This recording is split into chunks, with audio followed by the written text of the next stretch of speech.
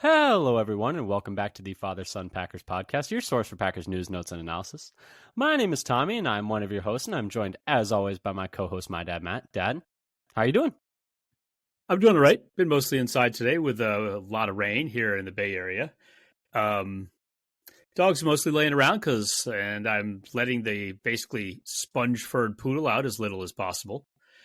Yep. And we've had to restart a couple times, and it's not my fault this time. It's not your fault this time. My mic is pointing the right way. See, the word back is on the back. Your mic is pointing the right way. You actually have your headphones connected. We're cooking. You're cooking with gas. I'm not as much cooking with gas. But maybe anyway, I'll burn the place down. All right. But we are here today to preview the upcoming Packers-Chargers game coming up this Sunday. Give you all of the news, all the analysis that you need to be ready for this game.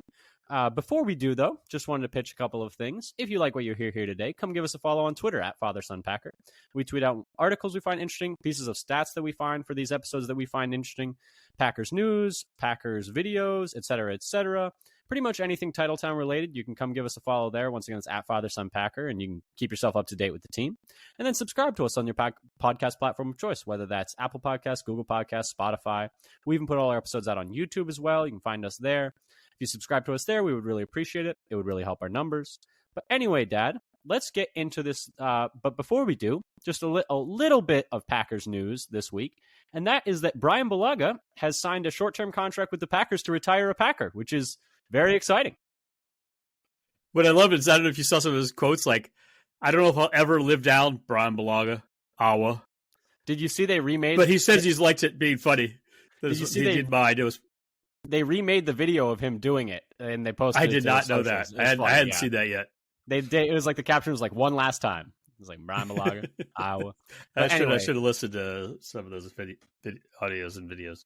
Yeah. Okay. Anyway. Packers legend, great right tackle for a long time, real bookend tackle there. Underrated player, honestly. He was so good at right tackle for so many years for the Packers. But that is the main piece of Packers news from this week. Dad, let's get into this game. No point in wasting any time, right? And let's start with the yuck injury report. Yeah.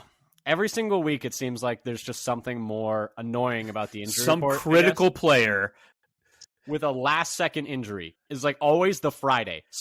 We got to stop practicing on Friday. Every freaking week, somebody new pops up on Friday.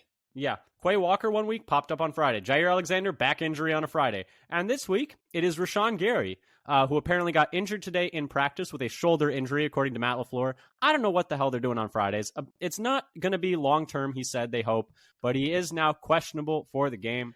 And that kind of leads us into the rest of this injury report really quick, which is that Jair Alexander is questionable with a shoulder injury. He did not participate in practice on Wednesday, but he was limited Thursday and Friday, so there's at least that.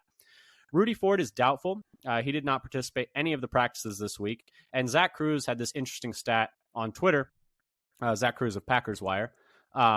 He tweeted out that the Packers have listed 3 players as doubtful for a game this season, and none have played. So pretty much not expecting Rudy Ford to play, combining that with the fact that he hasn't practiced at all this week.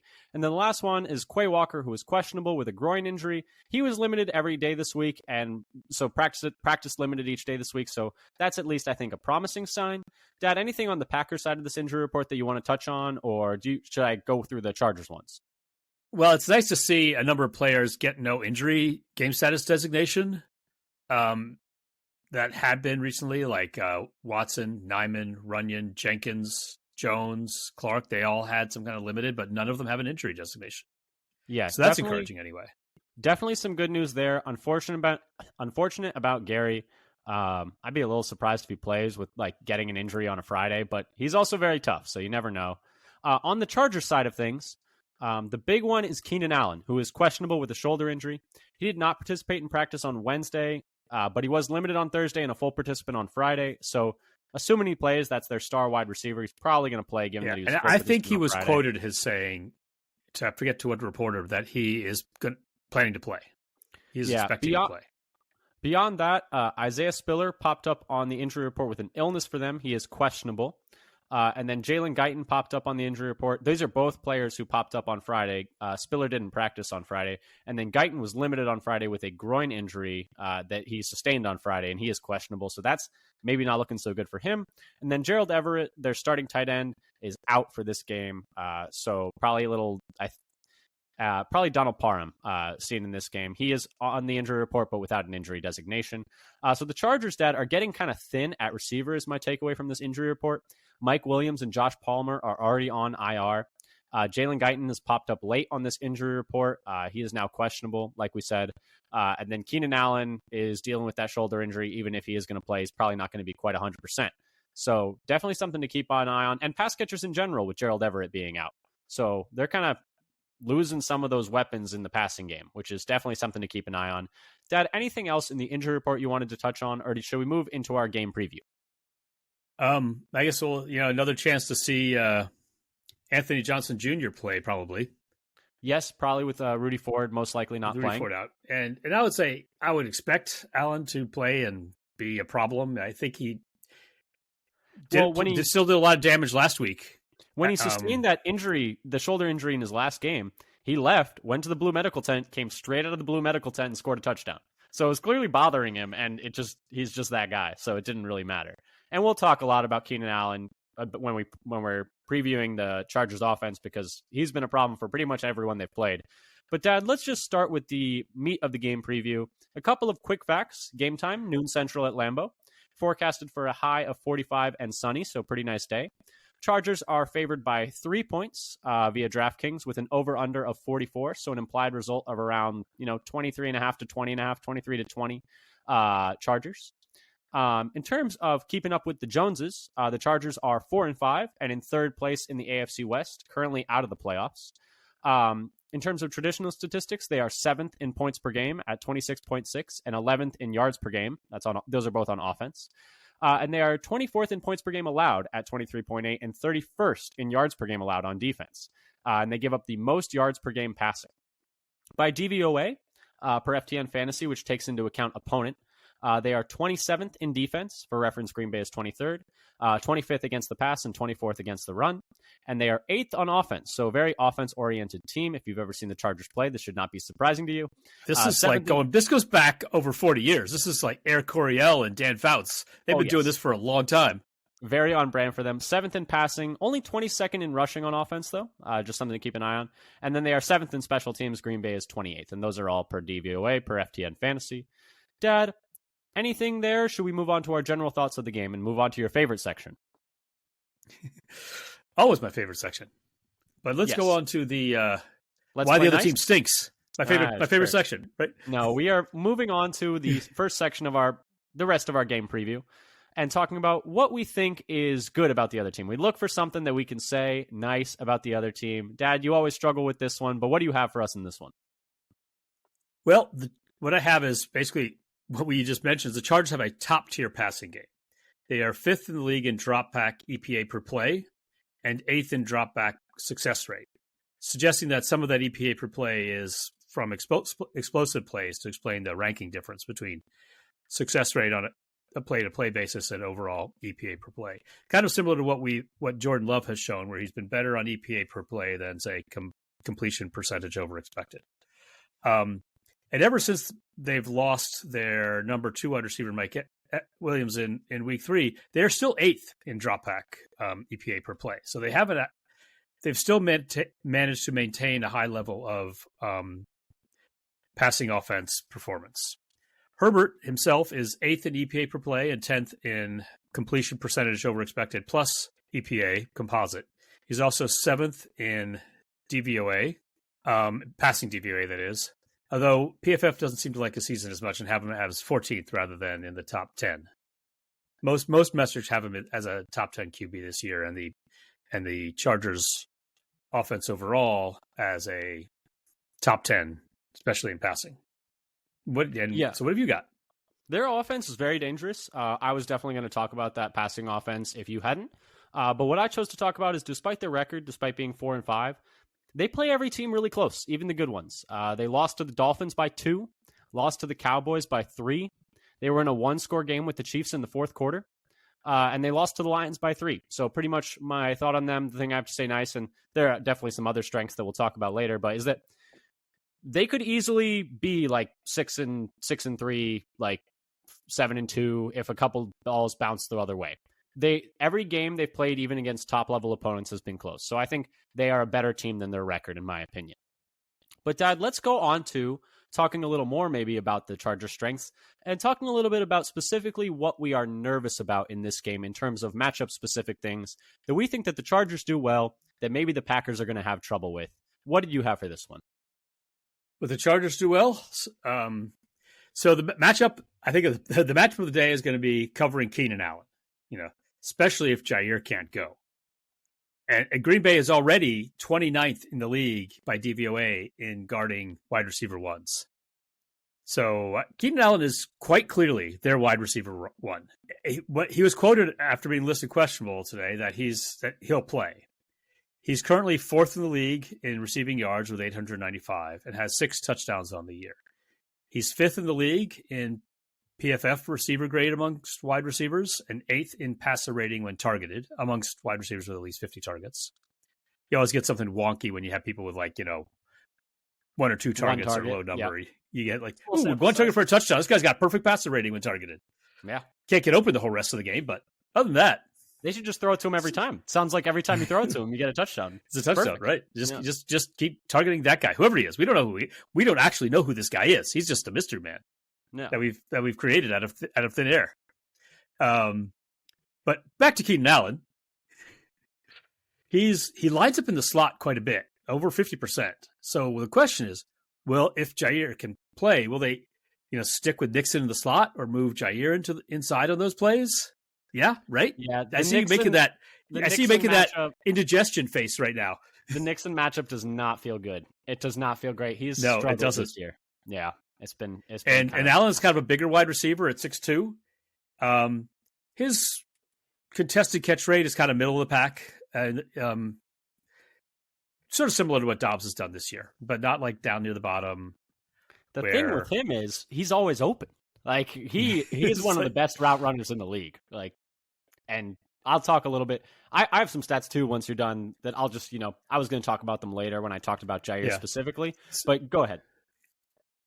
Yeah. So one thing that's kind of interesting is most of his targets actually come close to the line of scrimmage. 61 of his 93 targets have been 9 yards downfield or less. However, it doesn't necessarily make sense because his receiving grade is elite at all levels of the field besides behind the line of scrimmage. So whether it's more than 20, 10 to 20, 0 to 10, he's got an elite receiving grade at all those levels. Yeah. I mean, he's really good. And I was going to talk about this later and I'll just talk about it now. We were going to talk about players that we thought were key to the game. And the one that I said was Jair Alexander, and I'll tack on some stuff about him later. But man, Keenan Allen is such a high volume receiver for the Chargers right now. He's averaging almost 11 targets a game this season, which is 3rd in the league. He's 9th in the league in target share at 30.6%. He's not just high volume though. He leads the league in expected points added per game amongst receivers. He's 5th in expected points added per target, 7th in EPA per catch, 4th in EPA per route. He's heavily used situationally on 3rd down. He's 3rd in NFL in 3rd down target share at 34.5%. And all these numbers are per NFLEloapp.com if you want to go check them out. They don't target him too much in the red zone. It's actually surprisingly low, down at 19.1%, which is pretty middle of the pack for top level receivers. I don't think it's even top 15 or 20. Yeah. But yeah, especially when his overall target share is 30%. Yeah. The fact that they don't target him in the red zone is kind of surprising to me. But my point is, they like throwing him the ball. They're going to throw it to him a lot, and it goes well when they do.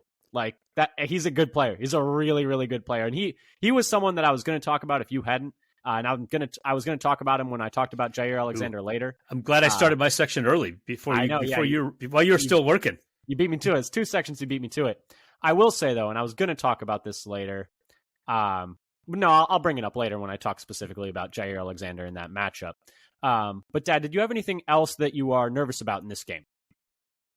So the other thing I was worried about is the pass rushing tandem of Joey Bosa and Khalil Mack. The Chargers adjusted defensive sack rate by DVOA is 5th in the league. And both Bosa and Mack have elite PFF pass rush grades as individuals. Though as a whole, the team grades out just as average for pass rush, and like in the top 14 in true pass sets. But Bosa and Mack as individuals, amongst all edge rushers, are in the top 14 in pass rush grade in both in true pass sets and also in win percentage. In true pass sets, so they're both effective, and we know these guys are good. They've been around for a while. Yeah, they wreck shop, and they're having slightly down years for their like respective careers. They're still really good. I mean, Khalil Mack had 6 sacks in one game. Like we've seen him be able to take over a game already this year. For me, anything else on that one? I also had some things that I'm nervous about. Yeah, go ahead. Those are the 2 things that I had. Yeah, I mean, they're definitely going to be a problem. We've seen Rasheed Walker struggle a little bit in pass protection the last few weeks. He let up 5 pressures last week. Zach Tom did really well against TJ Watt, who is like better than those guys in my opinion. So hopefully that right side, Zach Tom can continue to have success. But I'm a little worried about that left side for sure. For me, the other thing that I am nervous about is stopping Austin Eckler in the passing game. He currently is second in the NFL in targets per game per Fantasy Pros at 5.8 targets per game and 41 receiving yards per game. Packers currently are 14th in the league in receiving yards given up to running backs per game per footballdb.com. This actually means they've improved quite a bit, though, as a positive. Because prior to the Broncos game, we talked about this because the Broncos also throw to their running backs a lot. This was in week 7. And at that point, they were giving up the 5th most receiving yards per game to running backs. So they've kind of turned it around a little bit recently. They do still, however, give up the 6th most receptions to running backs per game. So they will let you throw to running backs, and they've been a little better about not giving up as many yards there. Better at tackling now than they were earlier. Well, maybe, but they also missed 16 tackles just last week against the Steelers. Last week was not a good one. So just keep an eye on it. It is something that I am nervous about. They've been slightly better about it in the past 3 weeks. But it's still a bit nervous, especially with how good Austin Eckler is, like catching the ball out of the backfield. Dad, anything else there, or do you want to move on to maybe some reasons for optimism, some exploitable weaknesses of the Chargers? Let's switch to those green and gold colored glasses, and why don't you go first? Because I think mine follows yours. Yeah, I mean, this is the big one. Their run defense is just horrible. It's really, really bad. To put it in perspective, these are some stats from last week's game. The Packers last week. So put in perspective, we know the Packers against the run last week were horrible, awful, terrible. Last week, to put it in frame of reference, Packers gave up over 200 yards rushing on 5.7 yards per carry. Horrible showing, 0.171 EPA per rush, and a 48.6% rush success rate per RBSDM.com. The Chargers' EPA per rush given up was 2.5 times worse than that, at 0.443. It's almost 3 times worse in EPA per rush than the Packers were last week. They gave up 200 yards on 6.5 yards per carry, with a success rate of 53.6% against the Lions. The Lions just bullied them on the ground all game long. On the season, they are a little bit better than they showed last week, but it's still bad. 40.4% rush success rate allowed is 21st. Negative 0.087 EPA per rush is 20th in the league. 24th in rush DVOA on defense, which takes into account strength of the opponent. Defense adjusted line yards per DVOA is 24th, which is even worse than Green Bay's at 22nd, and that kind of measures like how much the D line is getting pushed back. You can go find clips and stills online of the Lions offensive line just 3 yards down the field with no one getting penetration on run plays. It was like the 3rd play of the game at that point too. But my point is their run defense is really bad, and that is definitely an exploitable weakness. As we've seen the Packers running game, get up like a little more respectable. It's still not good. It's just not horrible anymore. Maybe we'll see. Except for that last game. Yeah, because they had like 3 good games out of 4 before last week or something like that. They had some good showings. But I still think last week there was more positive than there were in the first 3 weeks, or like in weeks like 3 to 5, because at least they had the long Dillon run. Dillon himself had a really good game. I'm talking about the Packers rushing offense. Yes. I'm talking not the rushing defense. Yes. I'm talking about how the Packers rushing offense has been respectable the past few games, much better than it was earlier in the year. and that they should hopefully be able to take advantage of a really porous Chargers rushing defense coming off of, that is, one of the worst rushing defense performances you can even have. But right. Dad, This is a little different than when we were talking about how we hoped they would take advantage. I think it was the Raiders, because the Raiders were also bad on run defense, but the Packers' run defense was performing more poorly back then than they are now. And so the chance of taking advantage of a bad run defense seems to be better now than it was 4 weeks ago. Exactly. But anyway, what do you have as an exploitable weakness of the Chargers in this one? So, in addition to being bad at defending the run, they're also bad at defending pass-catching running backs. They're 27th in the league by DVOA in defending running backs as receivers.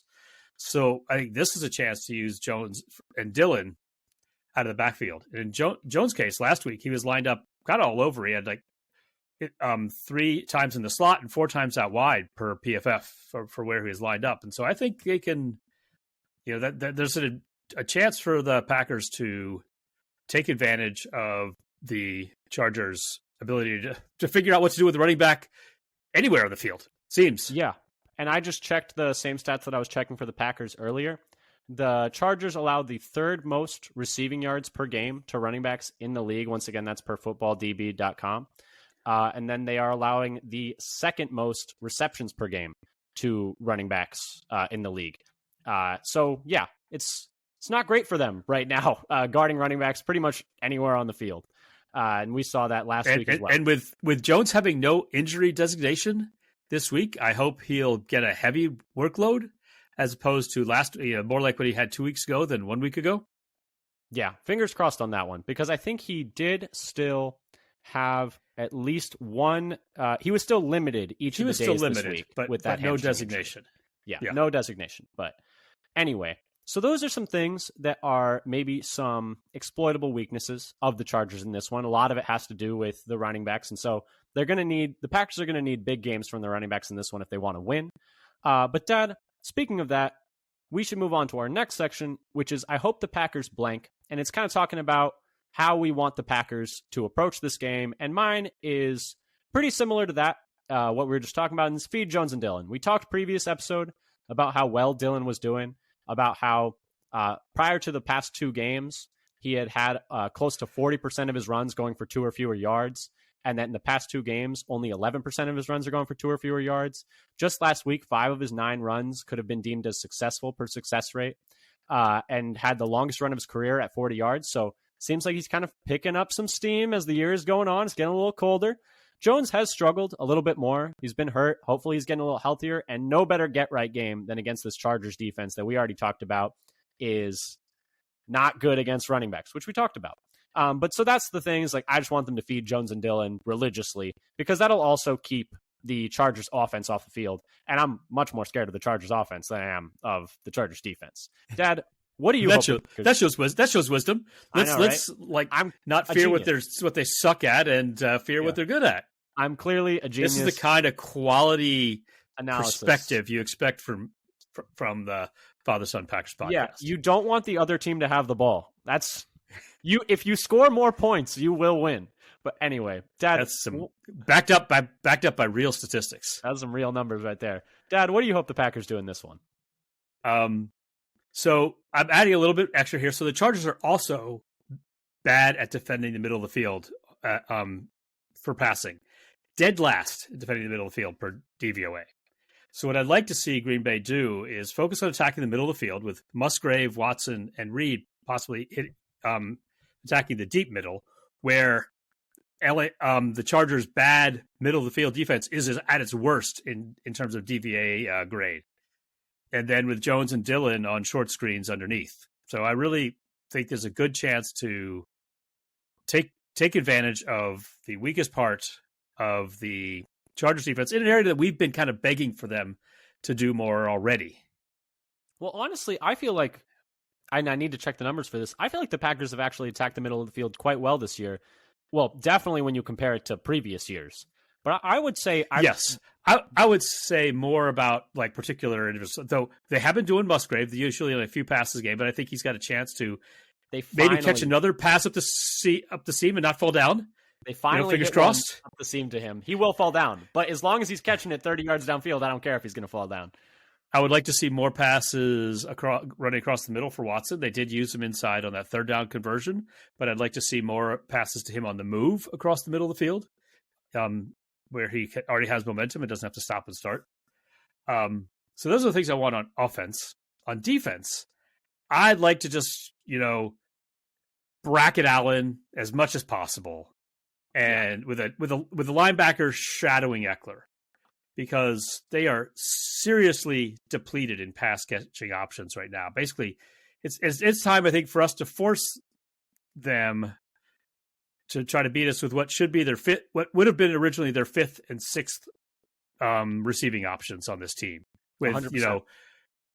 Palmer, Williams, and Everett already has basically numbers 3, 4, and 5 on their depth chart, and possibly Guyton out as well. Possibly if Guyton also misses. Yeah, it's just Quentin Johnson. Quentin Johnston has not been doing as much as they hoped. He's been struggling. I keep picking him up in fantasy and then dropping again right as soon as the weekend's over. I have a lot of Chargers fan friends, and I got something sent to my group chat today. Are you familiar with Matt Harmon's reception perception and success rate per route? Pretty much the only place that Quentin Johnson, he essentially looks at a sample of games, like usually an 8-game sample, and goes based on how successful a player was in terms of getting separation on each kind of route. And the only route that Quentin Johnson is having success on right now is screens. Everything else is below league average, which is, not a great place to be. He is struggling right now. And he was someone I was really high on coming out of the draft out of TCU.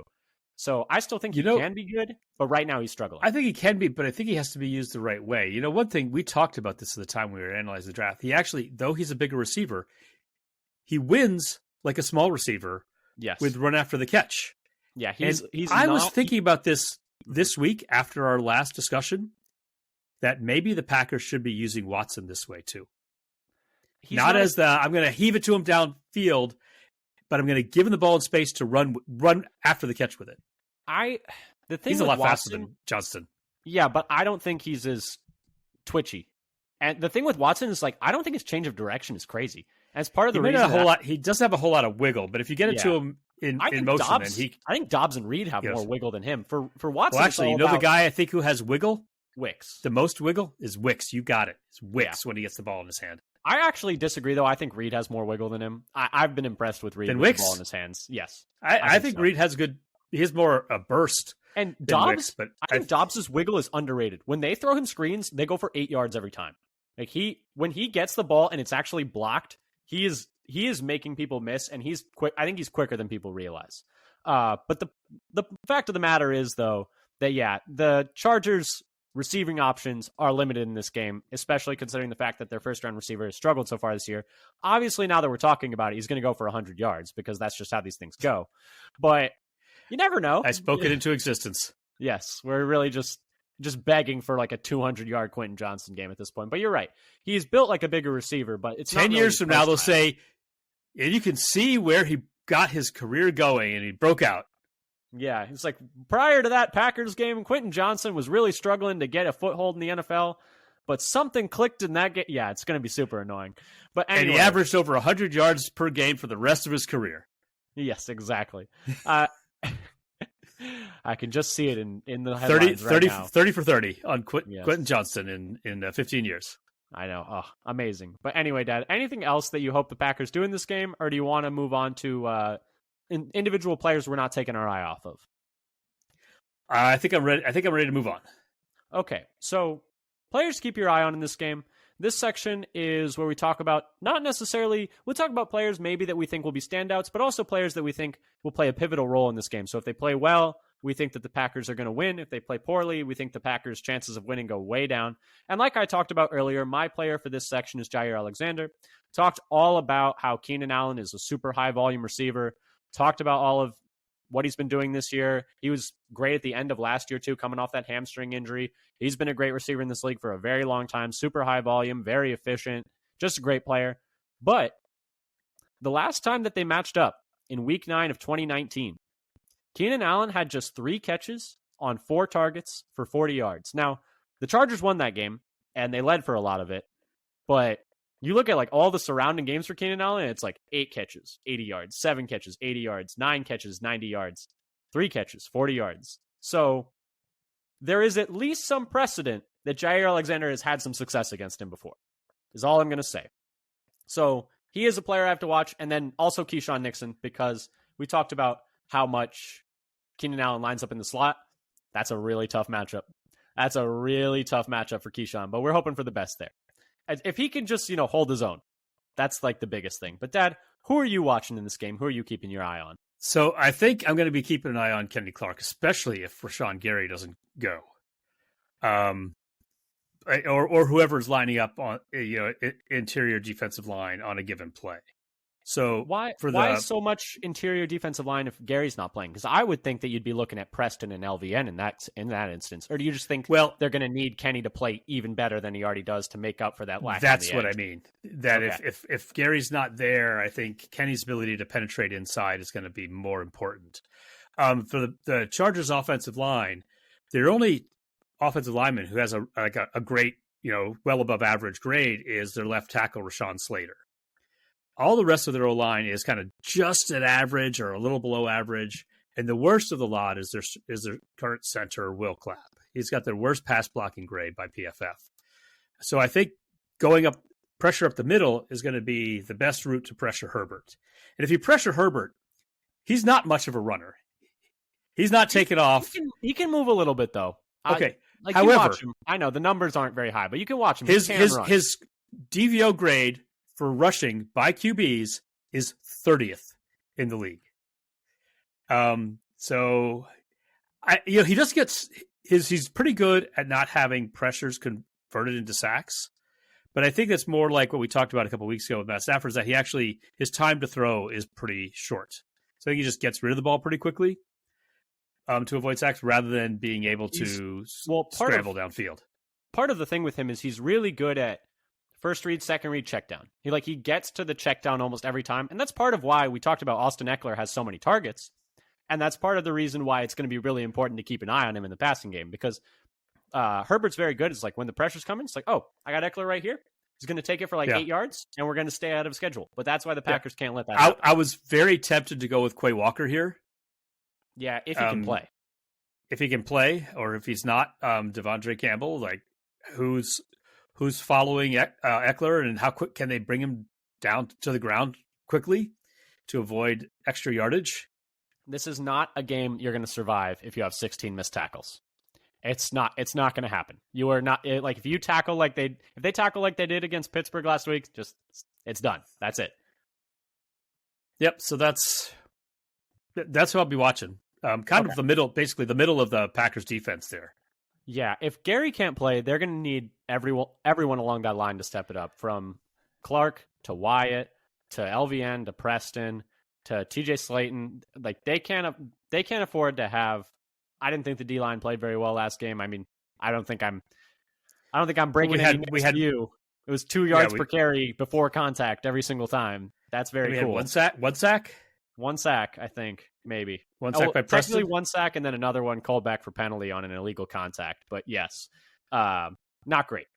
But anyway, those are our players to watch. Dad, should we go to our final section, overtime? Some things that we didn't have fit in our initial brackets, and just some extra things that we wanted to discuss in this one that we found interesting. I've got a couple of things, but I'll let you go first. Okay, so this is more of kind of a description of the Packers as a whole, so I wasn't quite sure where to throw it in. But on a per drive basis, and basically a per drive pair differential. So since football is, as we talked about before, a taking turns sport. So one drive on offense and one drive on defense. In points differential from an offensive drive to defensive drive, the Chargers are 11th in the league at plus 0.18. So they're in the positive. Green Bay, however, is 18th, negative 0.09. Yards differential, however, the Chargers are actually 24th. They're worse than the Packers in yards per drive. Green Bay is 17th at negative 1. So they're both actually in the negative per net yards per drive pair. And so you would think that could be, well, I was going to say just a reason that could be with the net yards per drive. Just listeners, some things that are popping around in my head is turnovers.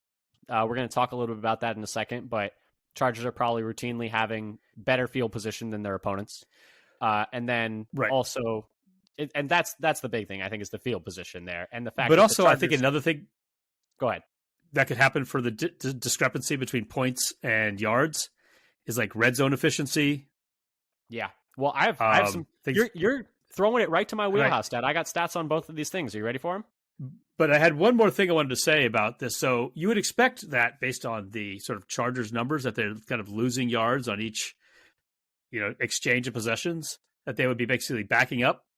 But they are also one of the better teams in special teams DVOA. I think they're like 7th or something in the league in special teams. They're 7th, and the Packers are 28th. And the Packers are not. Yes, bad. Very bad. Paying all this money to be terrible at special teams again. Cool. So I went through and looked at what the sort of average yards per punt return or average return yards per punt. So actually taking account for the fair catches for 0 yards each time. So the Chargers are 4th in that in punt return average per punt. And the Packers are 25th in punt return average against per punt. Cool. So that's a volatile mix. Sick. Very awesome. Very fun. I think probably part of that is a little skewed from having that punt return touchdown against the Saints in week 3. The Rashid Shaheed one where he took it like 70 yards or 60 yards or whatever it was. But yeah, it's not great. It has not been good on special teams. It hasn't been good enough. It hasn't been. We've talked about it after almost every game, how the special teams has not been good enough. Especially for the investment that they've made into that group. And for it to still be bottom 5 is frankly like unacceptable. Like, they need to take a look at that this offseason for sure. For me, though, as I was kind of hinting at, 2 things that I did not get a chance to talk about. The first is turnover watch. The Packers have just 8 takeaways on the season per NFL pick watch, which is 3rd fewest in the league. Meanwhile, the Chargers protect the ball very well, with the fewest turnovers in the league at 7. So that's something there, which is like a reason to be like, that's not great. It's not good. That's not a good matchup for the Packers to have.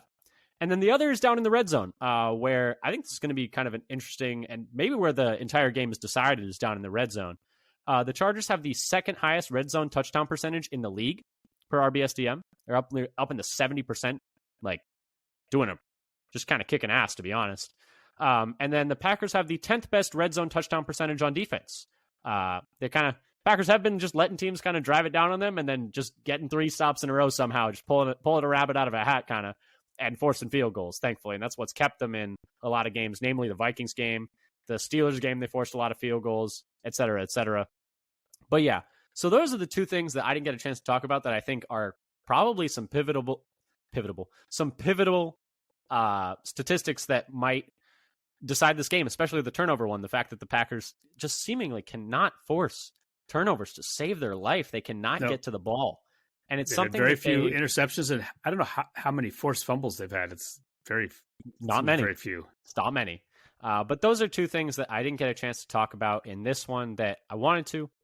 Dad, should we move on to the bottom line and start wrapping this thing up? Yeah, let's get to the bottom line. What think is bottom line, pivotal parts here? Yeah, bottom line is just, it's as simple as that. Dad, the Chargers win if blank. Green Bay can't get pressure, and Herbert just has all day. Yeah, I think if that happens, then the Chargers are going to win. Did I tell you about how I sent my friends who are Chargers fans the list of our secondary that we played last game? They did not believe that those were real people. They thought I made up at least one of those names. Those are made up words. They're all made up words. But anyway, I said blown. I was like, last game we started Carrington Ballantyne, Jonathan Owens, Rudy Ford, Keyshawn Nixon, and Corey Ballantyne, and in the secondary. And they were like, I've never heard of any of those people before in my entire life. I was like, the only reason it wasn't Hingle McCringleberry is because he's a receiver. Exactly. And that's the thing is, like, if they don't get pressure on Herbert, I don't think the back seven, the back line, the secondary is going to hold up in this one, because it's not fair to assume they will. Like, I know we talked about how the Chargers, like, receiving options are a bit decimated, but it's not like the Packers secondary is like churning on all cylinders right now. They got a lot of depth pieces back there, and it's looking like they won't even have Ford this game. Hopefully they have Jair, and they're able to have a top corner matchup with their top receiver. That'd be a big thing there. We've talked about a bunch of times already. But anyway, for me, the bottom line is the Chargers win if they don't Charger. I'm sorry, my Chargers fan friends, but it's just a thing with... Did you see? What he's saying is, you know what he's talking about.